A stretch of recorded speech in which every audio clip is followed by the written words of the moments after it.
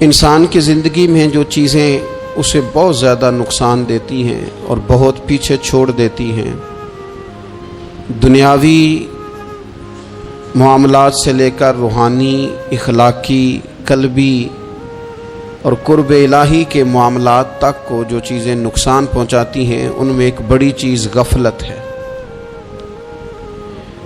ایک لفظ ہوتا ہے جو ہمیں اکثر سننے کو ملتا ہے کہ آپ کی توجہ نہیں ہے۔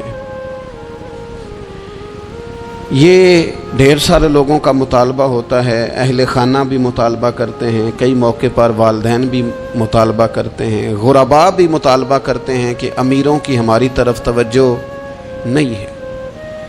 اور یہ بڑی لازمی سی بات ہے کہ کسی چیز پر جب توجہ رہتی ہے تو وہ چیز بہتر ہو جاتی ہے، اور جب عدم توجہی کا لوگ مظاہرہ کرتے ہیں تو وہ معاملہ خراب ہو جاتا ہے۔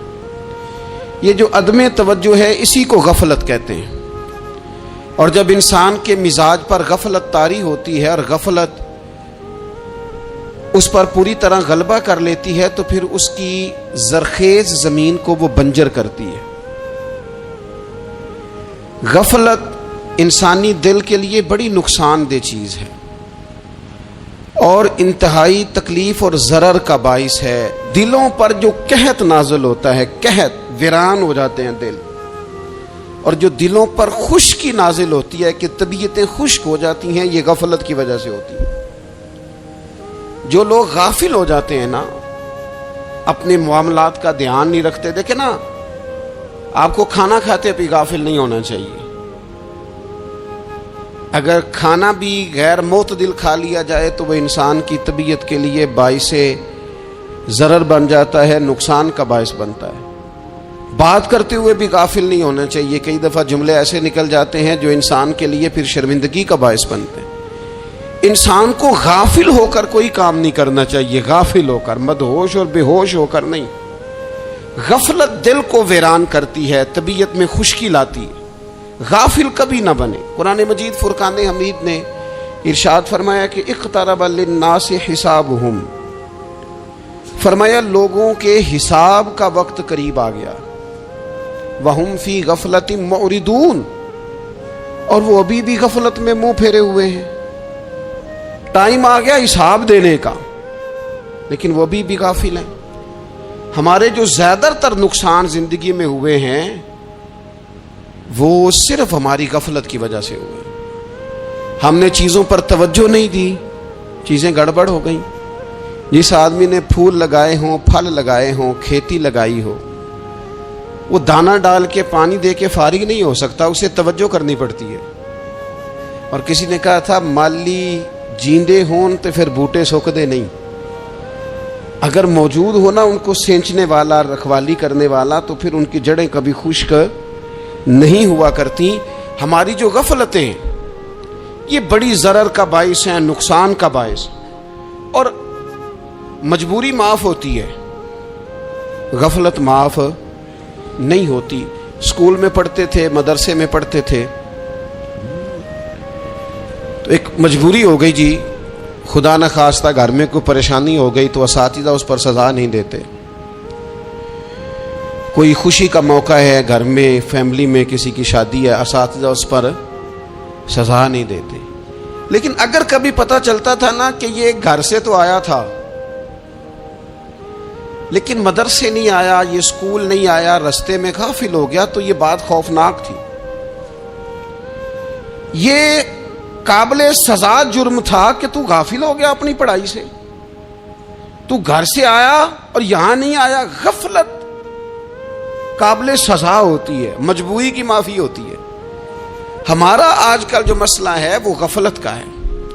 ڈھیر سارے لوگ ہیں، سمجھدار بھی ہیں، سیانے بھی ہیں، معاملہ فہم بھی ہیں، باشعور بھی ہیں، تعلیم کی ڈگریاں بھی رکھتے ہیں، لیکن اگر ان کی زندگیوں کی تکلیفوں کو دیکھا جائے اور بے آباد روح کو دیکھا جائے اور سجدوں سے ان کی دوری کو دیکھا جائے تو ایک ہی بات سمجھ میں آتی ہے کہ پتہ سارا ہے لیکن لے ڈوبی ہے غفلت، توجہ نہیں کی۔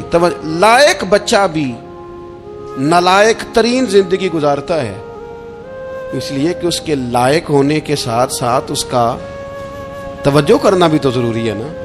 निरे लायक का क्या फायदा अगर वो मेहनती नहीं, अगर वो तवज्जो ही नहीं करता, अपना सबक ध्यान से सुनता पढ़ता ही नहीं, तो भी जितना मर्जी लायक हो पीछे रह जाएगा। और कई नालायक होते हैं, रट्टा लगा के पास होते हैं, पर चलो रट्टा तो लगाते हैं ना, मेहनत तो करते हैं ना, जद्दोजहद तो करते हैं। कई नालायक जद्दोजहद के बायस आगे गुजर जाते हैं और कोई इसी चक्कर में रह जाते हैं, मैं बड़ा लायक हूँ, कल पढ़ लूँगा, परसों पढ़ लूँगा, हफ्ता तैयारी करके पास हो जाऊँगा। अपनी ज़िंदगी से गफलत का पर्दा उठाएं। और गफलत,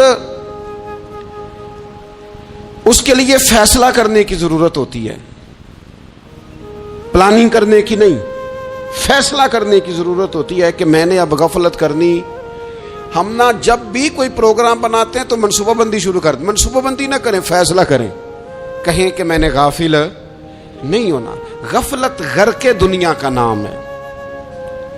अपने आप को गफलत से बचाएं। आप देखें, हज़रत काब बिन मालिक रदी अल्लाह ताला अन्हु फरमाते हैं, बुखारी में मौजूद है, फरमाते हैं कि जंग में मैं पीछे रह गया था, मेरा ख्याल था कल चला जाऊंगा, घोड़े और सवारियां मेरे पास तेज़ हैं, मजबूत हैं, परसों चला जाऊंगा, तेज़ी से भाग के मैं पहुंच जाऊंगा, मैं काफिले के साथ शामिल हो जाऊंगा। लेकिन बस थोड़ी सुस्ती हो गई, ज़रा गफलत हो गई।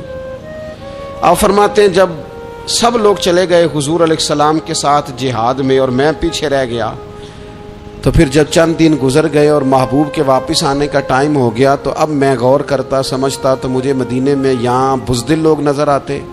और कौन नज़र आते? जो मुनाफिक थे। वो मुनाफिक बुज़दिल दिखाई देते, या मुझे औरतें और बच्चे दिखाई देते। मैं परेशान हुआ। हुजूर वापस आ गए। जिन्होंने बहाने किए थे ना मुनाफिकीन ने, ये मजबूरी थी इसलिए नहीं जिहाद पे गए, ये जिन्होंने बहाने किए थे उन्हें मिल गई माफ़ी। और मैंने सच बोला, मैंने कहा या रसूलल्लाह मैं गाफिल हो गया था। अब कहते हैं मैंने जब कहा ना हुजूर सुस्ती हो गई थी, ज़रा गफलत हो गई, तो बंदा महबूब से गाफिल हो जाए, बंदा वहीं से गाफिल हो जाए। जो दम गाफिल सो दम काफिर, सानू मुर्शद एहो पढ़ाया। जब कहा ना हुजूर वो गलती हो गई, कोई मजबूरी नहीं थी, तो फरमाते हैं बाकियों को माफ़ी मिल गई, मेरे साथ हुजूर नाराज हो गए। एक दिन नहीं, 2 दिन नहीं, 50 दिन हुजूर नाराज रहे। मदीने की गलियों ने मुझे पहचानना छोड़ दिया। दरो दीवार से मुझे यूं लगता था कि मैं परदेसी हूँ। फरमाते हैं मैं मस्जिद में आता था, मैं जब महबूब को देखता तो हुजूर रुखे अनवर फेर लेते, और मुझे पता था जब मेरा चेहरा इधर उधर होता तो फिर करीम रहमत की नज़र फरमाते। फरमाते हैं 50 दिन मुसलसल। फिर मुझे हुक्म हुआ कि बीवी भी भेज दो, मेके बच्चे भी भेज दो, नन्हेहाल यानी तन्हा रह जाओ। फरमाते हैं वो मैंने कैदे तन्हाई काटी, लेकिन शुक्र अल्लाह का ये है कि मैं सच्चा था, बस ज़रा भूल गया था, बस ज़रा गफलत हो गई थी। तो फरमाते हैं फिर अल्लाह तबारक व तआला ने मेरे ऊपर फजल ये फरमाया कि मेरी तौबा का ऐलान रब ने कुरान मजीद में फरमाया। तो गाफिल ना बने कभी भी। हमारा ना मसला ये है, और आपने नाराज नहीं होना, ढेर सारे लोग गाफिल हो जाते हैं, मालदार भी गाफिल हैं, साहिबान इल्म भी इल्ला माशाअल्लाह बहुत सारी जगहों पे गाफिल हैं। जिन लोगों को 4 लोग जानने लग जाते हैं, कोई मकाम हासिल हो जाता है, वो भी बहुत सारी जगहों से गाफिल हो जाते हैं इल्ला माशाअल्लाह। गफलत बड़ी तकलीफ वाला मंजर है। जो लोग समझते हैं ना मैं अब गुड बुक में आ गया हूँ, अब मैं अच्छा हो गया हूँ, अब मेरे लिए खैर कहा जाता है, मुझे अच्छाई शायद ये मुस्तकिल मेरे साथ रहेगी, तारीफ ही होगी हमेशा, वो भी गाफिल हो जाते हैं। और ये गफलत ठीक नहीं होती। वजह देखनी चाहिए किस वजह से इंसान को वक़ार मिल रहा, इज्जत मिल रही। अपनी जिंदगी से गफलत को उतार फेंकें। थोड़ी देर की तो गफलत होती है, लंबी तो नहीं। 2 मिनट के लिए सिर्फ इसने ड्राइविंग करते हुए चेहरा मोबाइल की तरफ किया था, 2 ही तो मिनट लगे थे। लम्हों ने खता की थी, सदियों ने सजा पाई। लम्हों ने खता की थी, सदियों ने सजा पाई। एक लम्हे के लिए गाफिल हुए थे और सदियां, नस्लें रोती रह गई पीछे। بچے تڑپتے رہ گئے، اہل خانہ پریشان رہ گئے، ماں باپ ساری زندگی روتے رہے، لیکن یہ 2 منٹ کے لیے یہ غفلت جو ہے یہ بڑی تکلیف والا معاملہ. اپنی زندگی سے غفلت کو اتارنا ہے، غافل نہیں بننا، ہر وقت توجہ اور ساری باتوں پہ توجہ. بعض اوقات لوگ ایک طرف توجہ کر کے ایک طرف سے غافل ہو جاتے ہیں. نہ، توجہ ہمہ پہلو رکھنی ہے. ہمارے ذمے جتنے بھی حقوق ہیں ان سب پر توجہ، ہر چیز کا خیال. ایسا نہ ہو کہ عبادت کرتے رہ جائیں اور حقوق العباد ہم سے چھوٹ جائیں، اور حقوق العباد اتنے زیادہ ادا کریں. صاحب مجھے کہنے لگے ایک دفعہ بڑے وثوق کے ساتھ کہنے لگے جی معاذ اللہ ثم نہیں جی ٹائم ملتا پھر نماز دا کی کریے، روزی کمانا بھی تو عبادت ہے نا. تو میں نے کہا آپ نے عبادت کرنا ایک حصہ قبول کیا ہے، آپ نے کل عبادت نہیں قبول کی. عبادت کل ہے، ہمہ پہلو.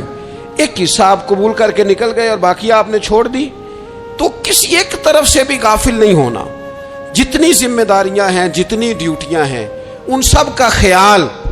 اور جو بڑا آدمی ہوتا ہے، بڑا گھر میں بڑا ہو، قبیلے میں بڑا ہو، علاقے میں بڑا ہو، ادارے میں بڑا ہو، کلاس میں بڑا ہو، جو بڑا ہے اس کی تو ساری آنکھیں کھلی ہوئی ہونی چاہیے.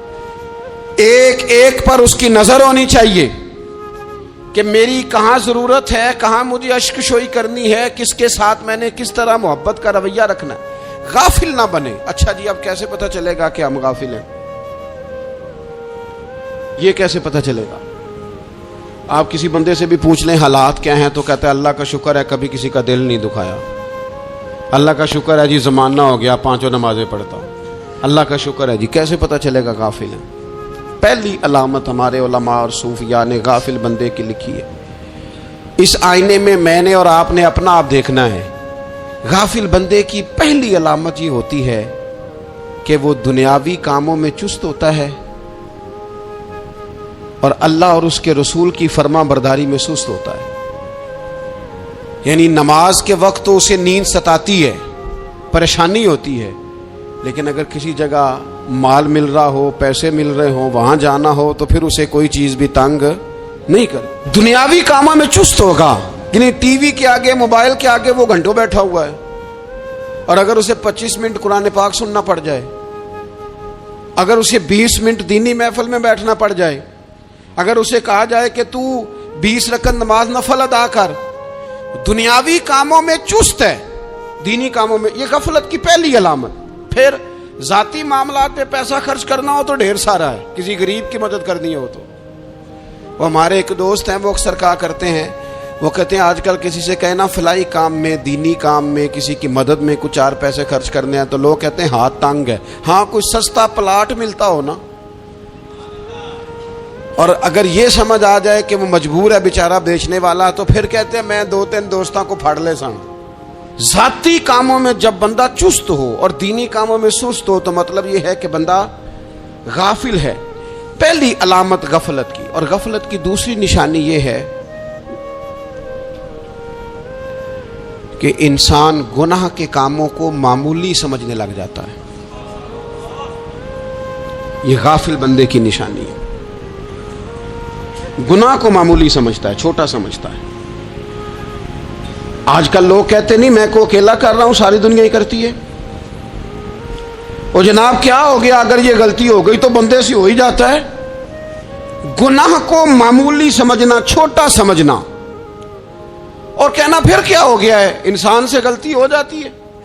آپ دیکھ لیں کہ سینکڑوں بیسیوں گناہوں کا بوجھ ہمارے سروں پہ ہوتا ہے، لیکن کوئی ہمارا دبدبہ ہے، کوئی ہماری گفتگو ہے، کوئی ہمارے جملوں میں خود پسندی ہے، کوئی ریاکاری ہے، کوئی تصنع ہے. یہ غافل بندے کی علامت ہے. نبی اکرم صلی اللہ تعالی علیہ وآلہ وسلم نے فرمایا مومن اپنے گناہوں کو پہاڑ کی طرح سمجھتا ہے. یہ بخاری میں حدیث ہے. مومن پہاڑ کی طرح جانتا ہے اور وہ ڈرتا ہے کہ کہیں وہ پہاڑ اس کے اوپر گر نہ جائے، یعنی کہیں مجھے میرے گناہ کی سزا نہ مل جائے. چھوٹے گناہ کو بھی پہاڑ جانتا، یار مجھ سے غلطی ہو گئی، مجھے ٹھیک کر لینی چاہیے، مجھے معافی لے لینی چاہیے، مجھے توبہ کر لینی چاہیے. مومن اپنے اوپر گناہ کو پہاڑ کی جانب سمجھتا ہے. اور حضور علیہ الصلوۃ والسلام فرماتے ہیں کہ یہ جو فاسق اور فاجر ہوتا ہے نا، اللہ کا نافرمان، یہ گناہ کو مکھی کی طرح سمجھتا ہے، یہ سمجھتا ہے میں نے اشارہ کرنا ہے مکھی نے اڑ جانا ہے۔ مومن کی علامت یہ ہے کہ وہ پہاڑ جانتا ہے اگر غلطی ہو جائے تو پہاڑ۔ امام اعظم ابو حنیفہ رحمۃ اللہ علیہ گزر رہے تھے تو بارش ہو گئی تھی اور کوفہ میں کیچڑ تھا، تو آپ نے جو جوتے پہنے ہوئے تھے ان جوتوں سے چلتے ہوئے نا آپ کے پاؤں سے کچھ مٹی اڑی، تو سامنے ایک یہودی تھا، اب اس زمانے میں دیواریں کچی ہوتی تھی، اس کے دیوار پر جا کے وہ مٹی جو تھی وہ لگ گئی۔ اب امام صاحب بڑے پریشان ہوئے کہ میں نے اس کی دیوار کو آلودہ کر دیا۔ یہاں تو لوگ اپنی اینٹیں رکھتے رکھتے کئیوں کی دیواریں توڑ ہی دیتے ہیں، اور پھر وہ اس پر ماننے کو بھی تیار نہیں ہوتے، تسلیم کرنے کو بھی تیار نہیں ہوتے۔ وہ کہتے ہیں پھر کیا ہو گیا، اب ہمارا یہاں گھر ہے تو ہم نے ٹرالی منگوانی نہیں تھی، ہمارا حق بنتا تھا۔ امام صاحب کے پیروں سے ذرا کیچڑ اڑا، یہودی کی دیوار پہ لگا، اس کی کچی دیوار تھی۔ امام صاحب پریشان ہو گئے، سوچنے لگے کہ اگر میں دیوار سے یہ کیچڑ اتارتا نہیں تو یہ بھی زیادتی ہے، میں نے اس کی دیوار کو گدلا کر دیا، اور اگر میں اتارتا ہوں تو کچھ مٹی اس کی دیوار کی بھی اتر جائے گی، کچی دیوار ہے، یہ بھی زیادتی ہے۔ مومن گناہ کو پہاڑ کی طرح سمجھتا ہے کہ کہیں گر نہ جائے، اس کی بھی کہیں سزا نہ مل جائے۔ امام صاحب نے اس کے دروازے پہ دستک دی، وہ باہر آیا تو اتفاق سے وہ آپ کا مقروض بھی تھا، اس نے پیسے دینے تھے۔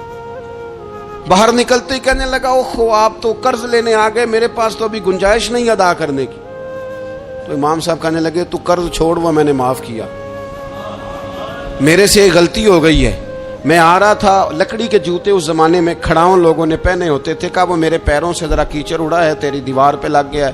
اب میں بڑی دیر سے کھڑا سوچ رہا ہوں کہ اگر میں تیری دیوار صاف نہ کروں تو میں نے یہ میلی کر دی، گدلی کر دی، یہ بھی بات درست نہیں ہے، زیادتی، اور اگر میں اسے صاف کرتا ہوں کچی دیوار سے کچھ مٹی اتر جائے گی تو یہ بھی زیادتی ہے، اب تو بتا میں کیا کروں۔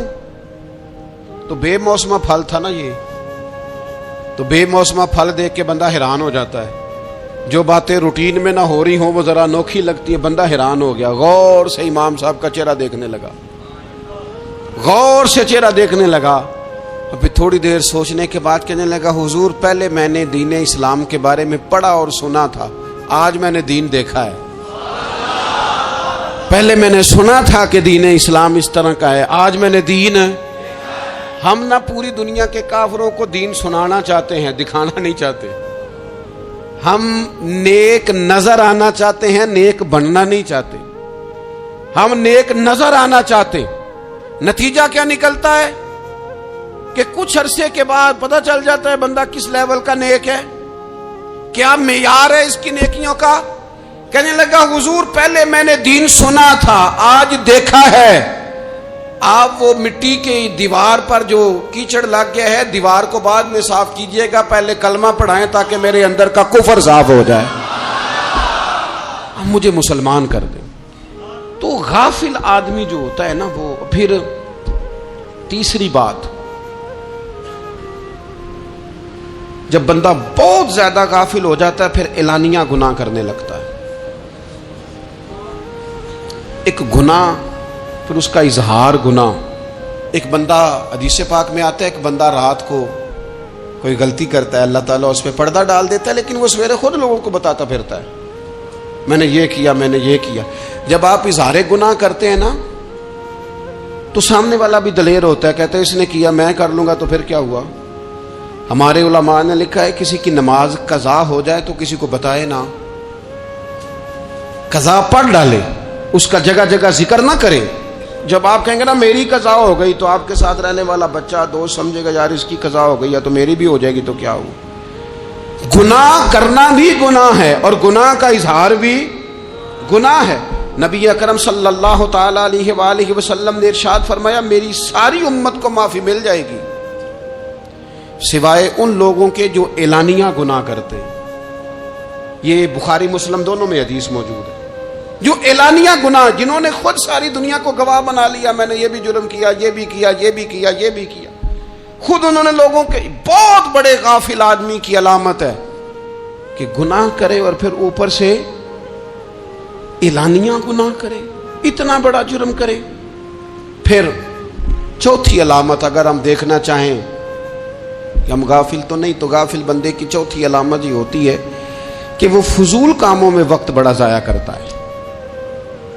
فضولیات میں ادھر بیٹھے ہیں ادھر بیٹھے ہیں, یہاں گپ شپ ہو رہی ہے, وہاں موبائل دیکھا جا رہا ہے, پھر کچھ ٹائم ملا ہے تو پھر کہیں دور دراز کسی ہوٹل پہ کھانا کھانے چلے گئے, پھر کچھ ٹائم ملا تو چلو نکلتے ہیں ذرا کوئی ہفتہ سیر کر آتے ہیں, یہاں گپ شپ ہے, فلاں کو ڈسکس کر لیتے ہیں, فلاں کے بارے میں بات کر لیتے ہیں, سیاسی تبصرے کر لیتے ہیں, یہ تھوڑی گفتگو ہو جاتی, چلے محلے داروں پہ تبصرہ شروع کرتے ہیں, کون روٹی زیادہ کھا رہا ہے اور کس کے پاس پیسے زیادہ آ گئے, چلو جا کے پتہ کرتے ہیں. حالانکہ یہ پتہ نہیں کرنا چاہیے تھا, پتہ تو اس کا کرنا چاہیے تھا جو بیچارہ کل سے بھوکا ہے.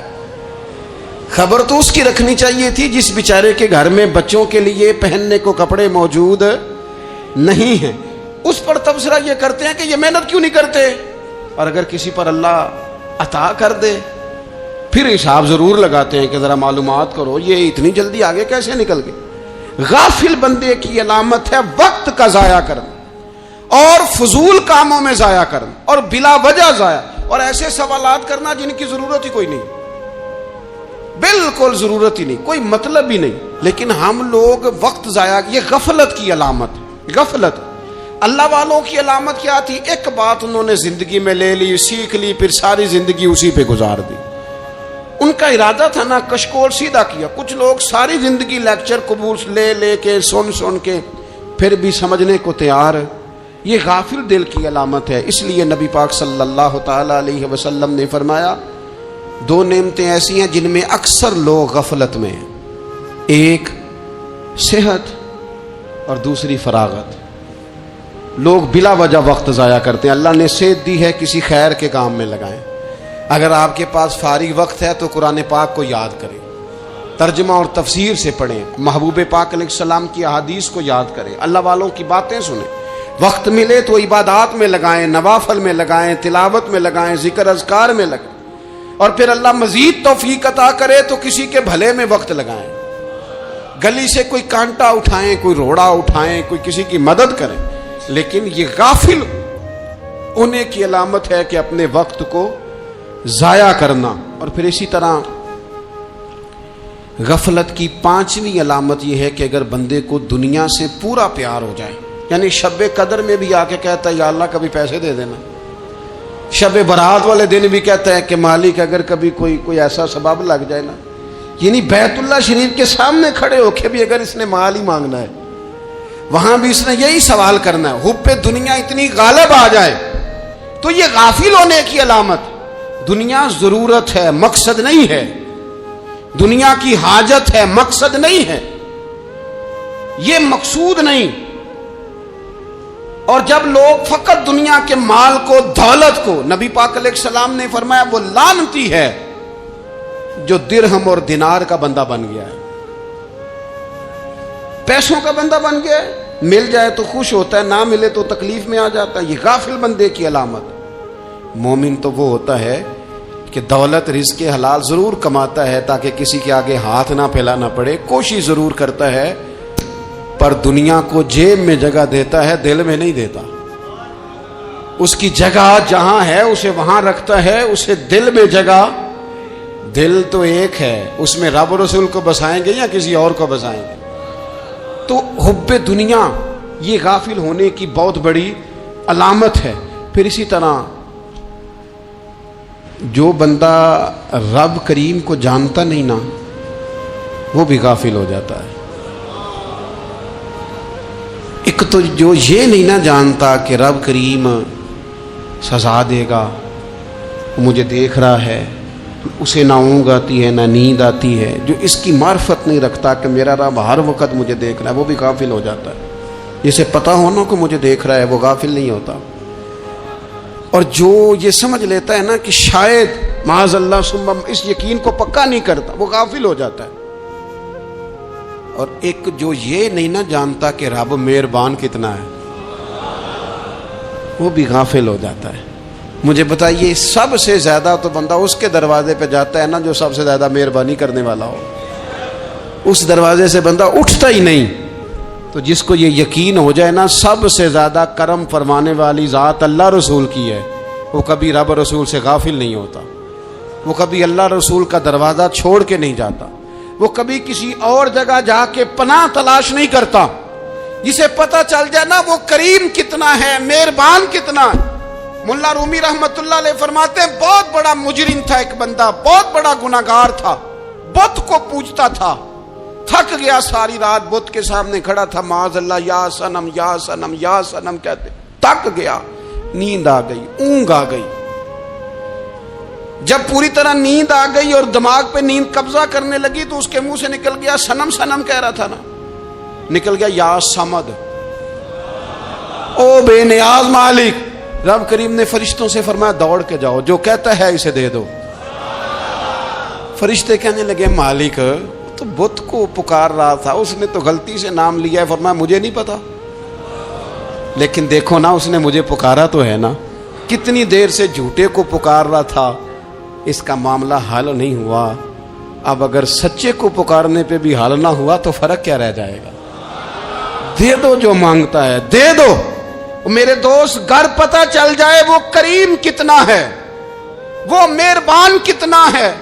میرے رسول پاک علیہ الصلوۃ والسلام نے تو فرمایا تیری آنکھ سے اگر اس کے خوف سے اتنا آنسو بھی نکل گیا جتنا مچھر کا پر ہوتا ہے، تو جس طرح بھینس کے تھنوں سے نکلا ہوا دودھ واپس تھنوں میں نہیں نہ جاتا، جو اتنا بھی روئے نہ روئے اللہ کے خوف سے، وہ بندہ دوزخ میں نہیں جائے گا۔ تھوڑی دیر کے لیے ڈر جائے اپنے رب سے، آئے تو صحیح۔ عدم معرفت غفلت پیدا کرتی ہے، تو آ تو صحیح، وہ تو کریم ہی بڑا ہے، وہ تو مہربان ہی بڑا ہے۔ حضرت زنیرہ رضی اللہ تعالی عنہ حضور کی صحابیہ ہیں۔ ایام جو مکے کے تھے مسلمانوں پر بڑی آزمائش کے تھے، انہیں بڑا مارا کفار نے، اتنا مارا کہ ان کی بینائی چلی گئی، نظر آنا بند ہو گیا۔ کافروں کی عورتوں نے تانا دیا کہ تو نے ہمارے بت چھوڑے ہیں نا، تو دیکھنا تیری بینائی چلی گئی۔ تو جناب زنیرہ اللہ پہ بھروسہ، توکل، معرفت الہی کا جذبہ، اٹھ کے کھڑی ہو کہنے لگی چپ کرو، تمہارے جھوٹے بت کیا کر سکتے ہیں، میرا رب چاہے تو صبح جب میں اٹھوں تو میری آنکھیں روشن ہو، اگر کریم کرم کر دے۔ لوگ کہتے ہیں واقعی ایسا ہوا، جب وہ سویرے اٹھی تو اللہ نے ان کی روشنی واپس کر دی تھی۔ تجھے پتہ چل جانا وہ مہربان کتنا ہے۔ وہ ایک بزرگ تھے تو ان سے کسی نے کہہ دیا کہ اگر آپ کا حساب آپ کے ماں باپ کے ذمہ ہو جائے تو پھر کیسا، پوچھنے کے لیے قیامت میں اگر ماں باپ حساب لیں تو پھر کیسا۔ تو بڑے سیانے لوگ تھے جو دل والے تھے، کہنے لگے نہیں، رب کریم ہی ٹھیک ہے، اس لیے کہ وہ ماں باپ سے کہیں بڑھ کر پیار کرنے والا ہے۔ اگر یہ معرفت مل جائے وہ کریم کتنا ہے۔ اور جب بندہ پوری طرح اس کی بارگاہ میں آ کے تڑپ جاتا ہے نا، مولا میں جاؤں کدھر، تیرا دروازہ چھوڑ کے جاؤں کدھر۔ اقبال کہتے ہیں وہ ایک سجدہ جسے تو گراں سمجھتا ہے، 1000 سجدوں سے دیتا ہے آدمی کو نجات۔ تجھے جگہ جگہ جھکنا نہیں پڑے گا اگر تو صحیح معنوں میں اپنے رب کی بارگاہ میں جھک جائے۔ تو میرے عزیز کوشش کرے کہ اس کی معرفت، اس کا کرم، اس کی عطا اور اللہ تبارک و تعالیٰ کے حاضر و ناظر ہونے پر عین الیقین، حق الیقین حاصل کریں۔ اور پھر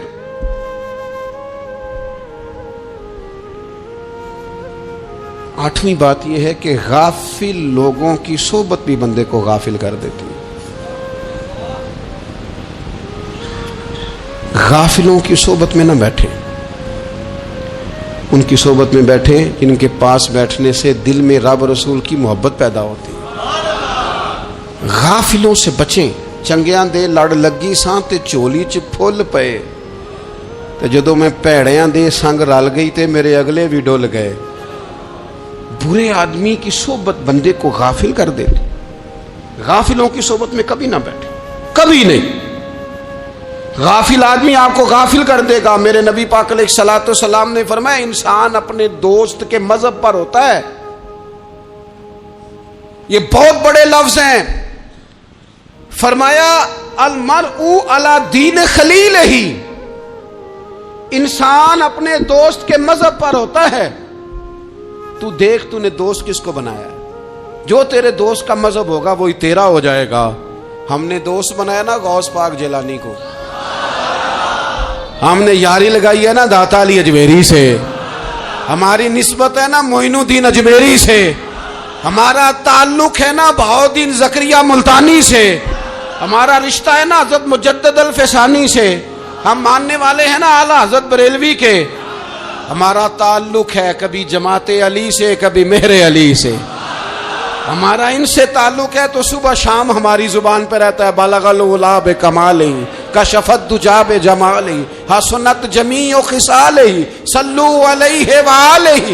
ان سے تعلق جڑا ہے نا تو کئی دفعہ تنہائیاں تڑپا دیتی ہیں اور تڑپ کے کہتے ہیں اج سکھ متراں دی ودھیری ہے، اج سکھ متراں دی، سکھ کہتے ہیں اڈیق کو، متر کہتے ہیں محبوب کو، اج سکھ متراں دی ودھیری ہے، اے کیوں دلڑی اداس گھنیری ہے، لوں لوں وچ شوق چنگیری ہے، اج نینا لائیاں کیوں جھڑیاں، سبحان اللہ سبحان اللہ سبحان اللہ۔ پہلے کہتے ہیں سکھ متراں دی ودھیری ہے یعنی اداس ہوں، پھر حضور کے جلووں پہ نظر کرتے ہیں، کہتے ہیں سبحان اللہ سبحان اللہ، ماں اجمل کا ماں احسانہ کا ماں اکمالہ کا، اور پھر فوراً کہنے لگے او کتھے مہر علی،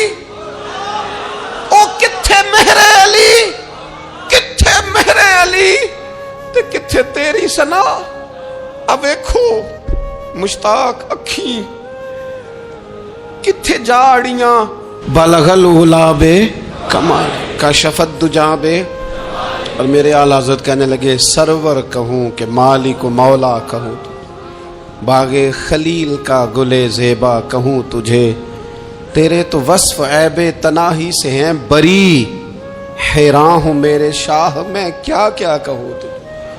غافل آدمی کی علامت ہے برے لوگوں کی صحبت میں، خبردار ان کے پاس نہ بیٹھنا جن کے پاس بیٹھنے سے تمہارے دلوں میں اولیاء اللہ اللہ کے بندوں کی عداوت پیدا ہو، خبردار خبردار ان کے پاس نہ بیٹھنا جن کے پاس بیٹھنے سے تمہارے دلوں میں حضور کی اولاد پاک کے بارے میں شک پیدا ہو، خبردار اس شخص کے پاس نہ بیٹھنا جو امام حسین ابن علی کے بارے میں کوئی کمزور بات کرتا ہو، بچنا، خبردار اس سے بچنا جو حضور کے صحابہ کے بارے میں بات کرے، بچنا بچنا اس سے، جو سیدنا ابو بکر صدیق کے بارے میں کوئی، دیکھو کیا مقدر ہے صدیق و فاروق کے، جن کے گھر ہی رحمتوں کے خزینے میں، بھلا کیا کہا نبی پاک، حضور نے فرمایا میرے اوپر جس نے نیکی کی تھی بدلہ دے دیا ہے، یہ جو میرے ابو بکر صدیق ہے نا، ان کو میں اللہ کی بارگاہ میں لے جاؤں گا، کہوں گا مالک تو ہی بدلہ عطا فرما۔ ایک ہاتھ میں جناب صدیق کا ہاتھ پکڑا، ایک میں حضرت عمر کا ہاتھ پکڑا، اور حضور مسجد نبوی سے باہر آ رہے ہیں، دیکھنے والے کی زبان سے بے ساختہ سبحان اللہ نکل گیا، کیا شان ہے کیا مقدر ہے۔ تو حضور علیہ السلام روک گئے، اور روک کے فرمایا تو حیران ہو رہا ہے نا، تو حیران ہو رہا ہے نا کہ میں نے ایک ہاتھ میں ابو بکر کو پکڑا ہے، ایک میں عمر کو پکڑا ہے، فرمایا قیامت میں جب میری قبر کھلے گی تو میں اسی طرح قبر سے نکلوں گا، اس طرح میدان محشر میں آؤں گا، خبردار حضور کے وفاداروں کے وفادار رہنا، ان کے وفادار رہنا، ان کے وفادار رہنا۔ بڑا عجیب دور آیا ہے، ہم نے یہ دور دیکھا ہے کہ لوگ حضور کے صحابہ کے بارے میں بھی بات کریں گے، اب نبی پاک کی اولاد پاک کے بارے کو بھی ڈسکس کیا جائے گا۔ اپنا منہ تو دیکھ، اپنی حیثیت دیکھ، اور پھر وہ بندے دیکھ جن کو اللہ نے چن کے اپنے محبوب کی غلامی کے لیے حضور کے قریب بٹھایا ہے۔ تو بچنا ایسے لوگوں سے، پرہیز کرنا، خبردار عقیدہ ستھرا رکھنا، عقیدہ ستھرا رکھنا، صاف رہنا، پاکیزہ رہنا، غافلوں کی صحبت سے بچنا۔ بڑا ڈرتے ہیں اللہ سے، دعائیں مانگتے ہیں یا اللہ نسلوں میں بھی وہی بندے پیدا فرما جو عقیدے پکے رکھنے والے ہیں، وہ بندے پیدا فرما ہماری نسلوں میں۔ ایک وہ بندہ بھی غافل ہو جاتا ہے جو امیدیں لمبی لگا لیتا ہے، جن کے منصوبوں میں دولت بھی ہوتی ہے, گھر بھی ہوتا ہے, اولاد کا بڑا ہونا بھی ہوتا ہے, پوتے پوتیاں نواسے نواسیاں دیکھنا بھی ہوتا ہے, یہاں بھی گھر وہاں بھی گھر, یہ سیر, یہ سارا کچھ ہوتا ہے, لیکن رب کی بارگاہ میں پیش ہونا جن کے پیش نظر نہیں ہوتا. لمبی امیدیں. حضرت مولا علی شیر خدا فرمایا کرتے تھے, میں تم پر 2 باتوں کا خوف کھاتا ہوں, جو ڈر آتا ہے. ایک یہ کہ تم خواہش کی پیروی کرو گے, جو نفس کی خواہش ہوگی اس کے پیچھے لگ جاؤ گے, اور ایک کہ تم لمبی لمبی امیدیں باندھو گے, اتنے سال جینا ہے, اتنے 100 سال جینا, یہ کرنا ہے, وہ کرنا ہے. منصوبہ بندی کریں مستقبل کے لیے, وہ بری نہیں, لیکن تیاری رکھیں, تیاری رکھیں. اس بات کا بھی خیال رکھیں کہ اللہ کی بارگاہ میں حاضر ہونا. یہ غفلت کی چیزیں ہیں جو بندے کو غافل کر دیتی ہیں. جو لوگ اللہ کا ذکر نہیں کرتے وہ بھی غافل ہو جاتے ہیں, اور جو فضول باتیں زیادہ کرتے ہیں نا, ہنستے زیادہ. فَلْيَضْحَكُوا قَلِيلًا وَلْيَبْكُوا كَثِيرًا. قرآن کہتا ہے زیادہ رویا کرو, کم ہنسا کرو. نبی پاک علیہ الصلوۃ والسلام سے پوچھا تھا حضرت عقبہ بن عامر نے کہ یا رسول اللہ نجات کس چیز میں ہے؟ تو نبی پاک علیہ الصلوۃ والسلام نے فرمایا ایک تو اپنی زبان قابو میں رکھو, دوسرا فرمایا اپنے گھر میں ٹھہرے رہو, تمہارا گھر تمہارے لیے کافی ہو, فضول نہ نکلو گھر سے, اور تیسرا فرمایا اپنی خطاؤں پہ رویا کرو. کثرت کلام اور فضول کلام اور بلا وجہ یہ بندے کو غافل کرتا ہے, دل کو سخت کرتا ہے. یہ چند چیزیں ہیں جو انسان کو غفلت میں ڈالتی. اپنے آپ کو ان چیزوں سے بچائیں اور غفلت کو توڑیں. آپ کے ذمے, میرے ذمے جو حقوق العباد ہیں ان کا پتہ کریں, جو اللہ رسول کے حقوق ہیں ان کی خبر دیکھیں, ہماری جو ذمہ داریاں ہیں ہم کس طرح انجام دے رہے ہیں اس پر توجہ کریں. اپنے معاملات کو ٹھیک کریں. ہم انسان ہیں, کوتاہیاں تو رہ جائیں گی, لیکن جب کوشش کریں گے تو پھر رب تعالیٰ مدد بھی فرمائے گا. ایک بات اور کرنی ہے, ایک تو میں نے عرض کیا غفلت کو توڑنا, ایک دوسری بات قرآن مجید کا ایک سبق اور. جب غفلت توڑنی ہے تو پھر لازمی طور پر ایک کام کرنا پڑے گا. میں نے یہ عرض کیا تھا کہ پلاننگ نہیں کرنی, فیصلہ کرنا ہے. تو فیصلہ کرنا ہے تو کرنا کیا ہے؟ پھر قرآن حکیم نے سورہ بقرہ میں کہا فاستبقوا الخیرات, یعنی تم نیکیوں کی طرف دوڑو, جلدی جلدی نیکیاں کرو, فٹافٹ, دیر نہ کرو. فٹافٹ سے مراد یہ نہیں کہ نیکی جلدی جلدی کر جاؤ, یعنی ٹال مٹول نہ کرو خیر کے کام میں. کل کریں گے, پرسوں کریں گے, عمرہ کر رہے ہیں پھر نیکی ہیں, حج کر رہے ہیں پھر نیکی ہیں, بچے بیال ہوں پھر میں نیک ہوں. یہ تھوڑا سا یہ کام ٹال مٹ. فاستبقوا الخیرات, نیکیوں کی طرف دوڑو, جلدی کرو, بھاگو. نبی پاک صلی اللہ تعالی علیہ وسلم نے فرمایا 5 چیزوں کو 5 چیزوں سے پہلے غنیمت جانو. حضور علیہ الصلوۃ والسلام فرمانے لگے ایک تو تم جوانی کو نہ بڑھاپا آنے سے پہلے پہلے غنیمت سمجھ لو. نبی کریم صلی اللہ تعالی علیہ وآلہ وسلم ارشاد فرمانے لگے کہ اپنی صحت کو غنیمت جان لو, بیماری آنے سے پہلے پہلے. پھر حضور علیہ الصلوۃ والسلام فرمانے لگے اگر اللہ نے تمہیں مال دیا ہے, وسعت دی ہے, تو نیکی کر لو, خرچ کر لو اللہ کے راستے. خدا نہ خواستہ تم پر غریبی آ جائے. اور پھر حضور سید عالم صلی اللہ تعالی علیہ وسلم فرمانے لگے اگر تمہیں اللہ نے کچھ فراغت دی ہے, بہت زیادہ مصروف نہیں ہو, تو غنیمت جان لو, جلدی سے نیکی کر لو قبل اس کے کہ تم مشغول ہو جاؤ. اور 5ویں بات حضور نے بیان کی, فرمایا زندگی کو غنیمت جانو, موت آنے سے پہلے پہلے جلدی سے نیکی کر لو. نیکی کے لیے ساری زندگی منصوبہ بندی نہ کرتے رہو, نیکی کے لیے دیکھو نا, ہماری زندگی میں یہاں دنیا میں رہ کے چند منٹوں میں وہ نیکی کی جا سکتی ہے جو قیامت کے بعد صدیوں کا ہمارا فائدہ کرے, صدیوں کا فائدہ کرے. کرتے نہیں, پلاننگ کر رہے ہیں, منصوبہ بندی کر رہے ہیں, بس تیاری کر رہے ہیں, بس حضرت آپ دعا کر دیں, اللہ تعالیٰ دعائیں بھی قبول فرمانے والا ہے. لیکن جو نیکی نصیب ہوتی ہے اسے جلدی سے کر گزریں, اسے فٹافٹ کریں. میں ایک گاؤں میں گیا, اب تو خیر وہ دور نہیں رہا, یہ 10-15 سال 20 سال پہلے نا جو نوجوانوں کی مصروفیات ہوتی تھیں ان میں سے ایک مصروفیت یہ ہوتی تھی کہ گندم لے کے چکی پہ جانا ہے, آٹا پسوا کے لانا ہے. یہ ایک بڑی, چونکہ سبھی گھروں کے اندر سال کے لیے گندم سٹاک کر لی جاتی تھی, تو گندم لے کے جانا یہ ایک ڈیوٹی ہوتی تھی. ایک نوجوان ایک گاؤں میں, اس کی مجھے تعریف سننے کو ملی. تو ایک بوڑھی اماں کہنے لگی یہ تو بڑا نصیباں والا ہے, سارے اندر آٹا پیا لے ہوں. اور آتے جاتے پوچھ لیتا ہے کہ اماں کوئی کہنے لگی میرے بچے باہر ہوتے ہیں، یہ مجھے دوائی بھی لا دیتا ہے شوگر کی، میں مریضہ ہوں. یعنی خیر جتنی ہو سکے جتنی. میرے ایک سنگی ہیں تو سڑک پہ کوئی بندہ کھڑا ہوتا ہے نا، اللہ تعالیٰ انہیں سلامت رکھے، بندہ کھڑا ہوتا ہے تو کہتے ہیں میں اس سے پوچھ لیتا ہوں بابا جی کدھر جانا ہے، فلانی جگہ جانا ہے، تو کہتے ہیں میں موٹر سائیکل پہ بٹھا لیتا ہوں. بندہ دیکھ کے مجھے سمجھ آ جاتی ہے ضرورت مند ہے، کوئی چور نہیں کوئی ڈاکو نہیں، ضرورت مند ہے. میں اسے منزل تک نیکی جتنی میسر آئے، جس حد تک میسر آئے. کیا کہا ہمارے نبی پاک علیہ السلام؟ حضور نے ہم سے فرمایا کچھ نہ ہو سکے تو بات ہی مسکرا کے کر لینا، اس پر ہی اللہ صدقے کا ثواب عطا کرے. فاستبقوا الخیرات، جلدی سے نیکی کر لو. اپنے نامہ اعمال میں روز نیکیاں جمع کرو، کوئی نہ کوئی خیر کا کام روز کرو اور جلدی سے کرو. صحیح مسلم میں حدیث ہے، نبی پاک صلی اللہ تعالی علیہ وسلم فرمانے لگے جلدی جلدی نیکی کے کام کر لو ان فتنوں سے پہلے جو اندھیری رات کے حصوں کی طرح فتنے ہوں گے. فرمایا اس وقت حال یہ ہوگا کہ آدمی صبح مومن ہوگا شام کو کافر ہو جائے گا، شام کو مومن ہوگا تو صبح کافر ہو جائے گا. اور فرمایا لوگ دنیا کے بدلے اپنا دین تک بیچ ڈالیں گے. معاذ اللہ جھوٹی قسمیں نہیں کھائی جاتی، جھوٹا قرآن مجید نہیں لوگ اٹھا لیتے.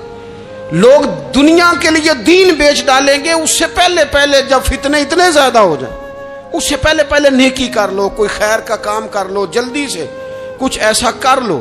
حضرت عقبہ بن حارث رضی اللہ تعالیٰ عنہ فرماتے ہیں یہ دیکھیں ہمارے نبی پاک علیہ السلام کی سیرت کیا ہے، حضور کا اسوہ کیا ہے، نبی پاک علیہ السلام ہماری تربیت کس طرح کرتے. حضرت عقبہ بن حارث رضی اللہ تعالیٰ عنہ کہتے ہیں ہم نے نبی پاک علیہ السلام کے ساتھ نہ عصر کی نماز پڑھی، یہ صحیح بخاری میں موجود ہے. فرماتے حضور سلام پھیرتے ہی فوراً اٹھ کے گھر تشریف لے گئے. یہ ہمارے لیے نا انوکھی بات تھی، غیر متوقع تھی، پہلے کبھی ایسا ہوا نہیں. سلام پھیرا نماز کا، حضور جلدی سے تشریف لے گئے. اب ہم حیران تھے اور حیرت انگیز طور پر حیران تھے کہ کریم اتنی جلدی تشریف لے گئے. تھوڑی دیر ہوئی حضور واپس آ گئے تو محبوب پاک علیہ السلام فرمانے لگے گھر میں نا ایک چھوٹی سی ڈلی، ایک چھوٹا سا ٹکڑا سونے کا پڑا تھا، مال آیا تھا سارا صدقہ کر دیا، وہ تھوڑا سا پڑا تھا، اچانک مجھے یاد آیا وہ تو پڑا رہ گیا. تو حضور فرمانے لگے میں نے کہا کہیں ایسا نہ ہو جائے کہ ساری رات گزر جائے اور میرے گھر میں پڑا ہی رہ جائے، میں جلدی سے جا کے اسے خیرات کر دوں. میں نے خیرات کیا پھر میں واپس آ گیا ہوں. جلدی سے نیکی، جلدی سے نیکی کر لی جائے. ہم بڑا انتظار کر رہے ہیں، بڑا لمبا ہمارا پروگرام ہے، ہمارے پاس ٹائم ہی بڑا ہے. کسی نے کان میں کہہ دیا ہے تیرے پاس بڑا وقت ہے، ابھی تو بڑی عمر پڑی ہے، ابھی تو جناب او میرے بھائی یہ لوگوں کے کہنے کی باتیں ہیں. پھر پتہ ہی نہیں چلتا حالات کس طرح کے ہو جاتے ہیں اور کیا معاملات انسان کے ساتھ درپیش ہوتے ہیں. جتنی خیر میسر آئے، جتنا بھلا میسر آئے، جتنی انسان کو توفیق ملے. میں نے بزرگوں کو دیکھا اپنے اصحاب کو، پہلے وہ خدام سے کہتے کہ میں سونے لگا ہوں اور پابند کرتے لوگوں کو کہ فلاں وقت، بزرگوں کو میں نے دیکھا اپنے، وہ پابند کرتے لوگوں کو کہ فلاں وقت میں موجود ہوں گا آنا، خود پابند فرماتے. اور پھر جب بیدار ہوتے نا تو سب سے پہلے خدام کو بلا کے پوچھتے کوئی مہمان تو نہیں آیا؟ وہ جناب آپ نے خود ہی تو پابند فرمایا فلاں دن آنا. کہنے لگے چل یار اگر کوئی آیا تو مجھے ملا لو، میری ملاقات کرا لو. کیوں؟ اس لیے کہ دور سے آیا ہے، مجھ سے ملنے آیا ہے، کوئی خیر کی بات سیکھنے آیا. چلو میرے نامہ اعمال میں کوئی نیکی جائے گی، کچھ نہ کچھ خیر جمع کر لی جائے، کچھ نہ کچھ ڈیوٹی کر لی جائے، کچھ کام کریں اور جلدی سے کریں. حضرت جابر ابن عبداللہ انصاری رضی اللہ تعالیٰ عنہ بیان کرتے ہیں، یہ بھی بخاری میں موجود ہے. کہتے ہیں ایک صحابی نا نبی پاک علیہ السلام کی بارگاہ میں حاضر ہوئے غزوہ احد کے موقع پر، اور حال ان کا یہ تھا کہ وہ کھجور کھا رہے تھے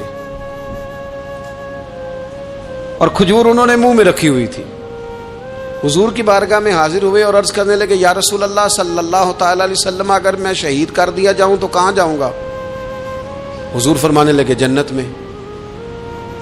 تو کہتے ہیں انہوں نے جو کھجور منہ کے اندر تھی نا وہ انہوں نے نگلی نہیں، اندر نہیں لے گئے، اس کو باہر نکالا اور دوڑ کے آگے بڑھے اور جنگ کرنی شروع کر دی. اور لڑتے لڑتے شہید ہو گئے.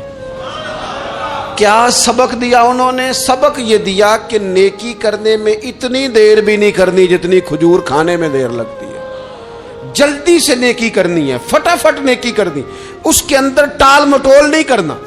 اسی وقت انہوں نے کھجور باہر نکال دی دوڑ کے. انہوں نے حضرت انس بن نضر رضی اللہ تعالیٰ عنہ، حضرت انس بن مالک رضی اللہ تعالیٰ عنہ کے چچا ہیں، میدان احد میں نا، احد پہاڑ کے قریب کھڑے تھے، لوگوں سے کہہ رہے تھے جلدی جلدی ادھر آؤ. وہ جنت جو انسان کو انتقال کے بعد نصیب ہوگی اور قیامت کے بعد نصیب ہوگی، فرماتے تھے مجھے تو ابھی احد پہاڑ کے اندر سے جنت کی خوشبو آ بھی رہی ہے، لہذا جلدی سے آؤ، ادھر دوڑو، جہاد کرو، آؤ کفار سے لڑے. تو نیکی میں دیر نہیں کرنی. جو نیکی میسر آتی ہے، جس کو میسر، ماں باپ میسر ہیں تو خدمت کر لیں، اہل خانہ ہیں تو حسن سلوک کر لیں، اللہ نے اولاد دی ہے تو اچھی تربیت کر لیں، دوست ہیں تو خیر خائی کر لیں. اگر آپ کو اللہ رمضان عطا کرتا ہے تو زیادہ سے زیادہ اس کی عبادت کر لیں. اگر نظر ٹھیک ہے تو تلاوت زیادہ سے زیادہ کر لیں. زبان چلتی ہے تو رج رج کے مدینے والے محبوب پہ درود و سلام پڑھ لیں، اللہ تعالیٰ کا ذکر کر لیں. جلدی سے خیر جمع کریں، اپنے وقت کو ضائع نہ کریں. یہ آج کا سبق ہے. ایک تو ہم نے فیصلہ کرنا ہے کہ بس غفلت نہیں، اب غفلت، اب انشاءاللہ اللہ اللہ کرنی ہے، اب کوئی خیر کا کام کرنا ہے. میرے حضرت کا ایک جملہ کبھی نہیں بھولنا، فرمایا کرتے تھے زمین کے اوپر کام، نیچے جا کے آرام. یہ چھوڑ دیں اتنے گھنٹے سونا ہے تو یہ کرنا ہے تو میری نیند میں دخل کوئی نہ ڈالے، پھر سوتے ہی رہ جائیں گے، سوتے ہی رہ جائیں. زمین کے اوپر کام اور نیچے جا کے جاگنا ہے، جاگ لے افلاک کے سائے تلے، پھر حشر تک سوتا رہے گا خاک کے سائے تلے. اب جاگ لے افلاک کے سائے کے نیچے، جاگ، کھول آنکھیں. ہر وقت کا سونا، ہر وقت سونا، ہر وقت جو اپنے آرام کی فکر کرنا، اس سے نکل آئیں اور اچھا کھانا اور اچھا پہننا اور بس اپنی مرضی کی زندگی من چاہی جینا، اس سے باہر آئیں. فیصلہ کریں، فیصلہ کہ اب غفلت نہیں کرنی. اگر اللہ نے کوئی صلاحیت دی ہے تو اسے دین کے کام پہ لگانا ہے، کوئی ڈیوٹی کرنی ہے، کوئی خدمت کرنی ہے. دیکھو خدمتیں ہو رہی ہیں، صدیق اکبر مال دے رہے ہیں، عثمان غنی مال دے رہے ہیں، مولا علی نے تلوار پکڑی ہے، میدان میں جا رہے ہیں، فاروق اعظم گلی گلی نگر نگر رسول اللہ کے دین کی پہرے داری کر رہے ہیں، حضرت جناب سیدنا سلمان فارسی ابو ذر غفاری حضور کی مسجد میں جھاڑو دے رہے ہیں، اور بلال حبشی وہ نبی پاک کی مسجد میں اذان پڑھتے پڑھتے پڑھتے پڑھتے رب نے اتنا عروج فرمایا کہ کعبے کی چھت پہ کھڑے ہو کے بھی اذان پڑھنی شروع، انہوں نے اذان دے دی. تو کوئی کام کرنا ہے، غفلت کو توڑنا ہے اور نیکی کرنی ہے ذرا جلدی جلدی. خیر کا کام کرنا ہے، نہیں ایسے نہیں، فٹافٹ. کیسے جی؟ فٹافٹ. تو فٹافٹ کام کریں خیر کا، جلدی جلدی. تو یہ خیر کا کام فٹافٹ، جلدی جلدی اور بڑی جلدی اور دوڑ دھوپ کے. اور جب آپ کرتے جائیں گے نا تو پھر اللہ تعالیٰ مواقع بناتا جائے گا. آپ سے میری اپیل ہے، بالخصوص میرے ساتھ جو وابستہ سنگیاں، جو پیار کرنے والے ہیں، 2 باتیں آج آپ نے لے کے جانی ہیں گھر. یہی لنگر ہے، یہی آپ کے لیے دعا ہے، یہی ہمارے بزرگوں کا فیض ہے، یہی نصیحت ہے کہ آپ نے 2 باتیں لے کے جانی ہے. غفلت توڑ دینی ہے، فیصلہ کرنا ہے کہ آج کے بعد غافل نہیں ہونا، اور دوسری یہ بات لے کے جانی ہے کہ نیکی جلدی جلدی، فٹافٹ فیصلہ، فٹافٹ نیکی. ایک کر کے پھر انشاءاللہ دوسری کر کے پھر انشاءاللہ تیسری کر کے پھر انشاءاللہ چوتھی. یہ شروع کرنی ہے، اور آپ دیکھیں گے اللہ تعالیٰ مہربانی فرمائے گا، مدد کرے گا.